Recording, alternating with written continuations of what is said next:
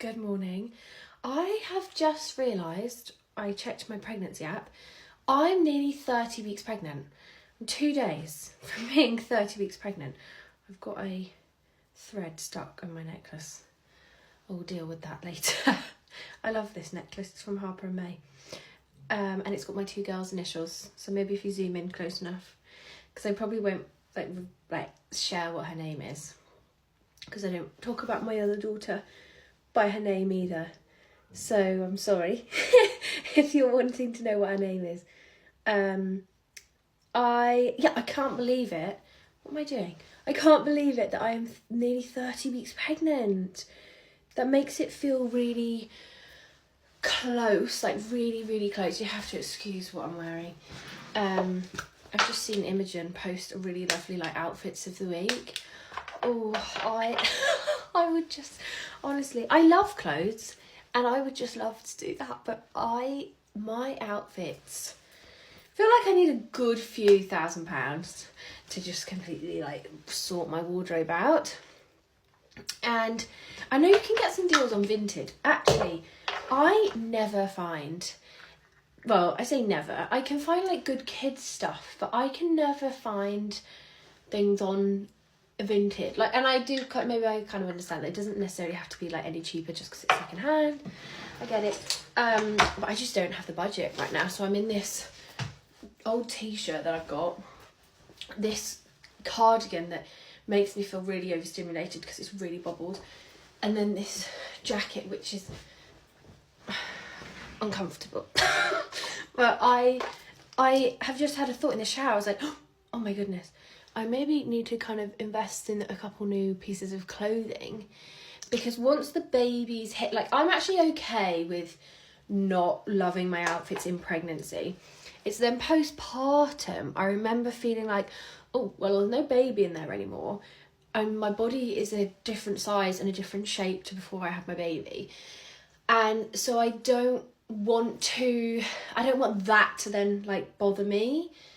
So maybe I need to get a couple pieces of clothing that I can then wear once the baby is here as well. Just some big, and I basically just mean like big t-shirts. I like my t-shirts to be long. Like, I like a big t-shirt and really comfy trousers. I've actually only bought one pair of trousers in the sale, I think, that were, oh, I'm really lazy. I need to clean my brush. I use the same brush for my blusher and my bronzer. Back in the day, I was a, how do you pronounce it? Like a Soleil de Chanel, something like that. Girly, like to the grave. I absolutely loved it. And I do need to buy it again because it worked really well with my skin. But I just haven't. I don't know why I haven't, because you can get a lot of use out of it. But I've been using this Hourglass palette and I do really like it. Also cut my eyelid, I don't know how. But yeah, where was I going with this? 30 weeks pregnant. I feel like I want to relax. I just want to relax. Watch like Christmas movies and like light a candle. But then I have a 3-year-old, so I don't really get to do that.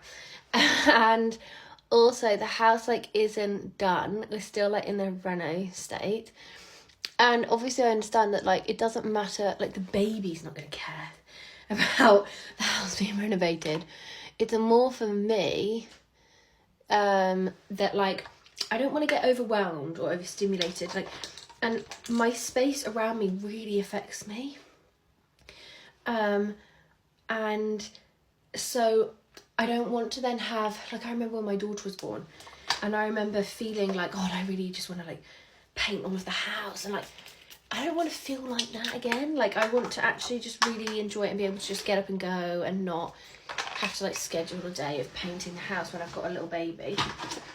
So I am actually going to tackle a couple of projects in my 30th week of pregnancy, and then I kind of want to stop around 35 weeks, and I don't want to do it because also this pregnancy is like on my body really kind of like my body has felt it this time, and I'm definitely not as like mobile, nowhere near as I was in my first pregnancy.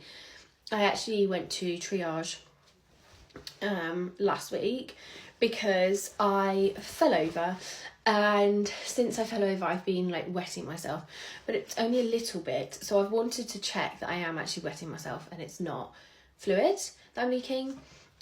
So great news, I just am wetting myself, so I need to work on my pelvic floor exercises. But while I was in triage, they obviously monitor your baby's movements, and I actually have always had a really great experience in triage. I really like them in there. I think they're really supportive. And I was strapped up to all these monitors, and I had this feeling of like, oh, I don't want to do this again in my birth, because that's what I had with my first daughter.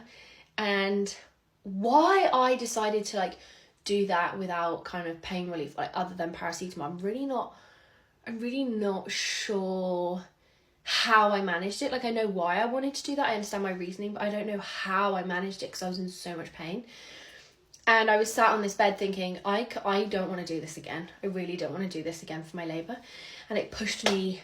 That's the reason why I wanted to have my home birth.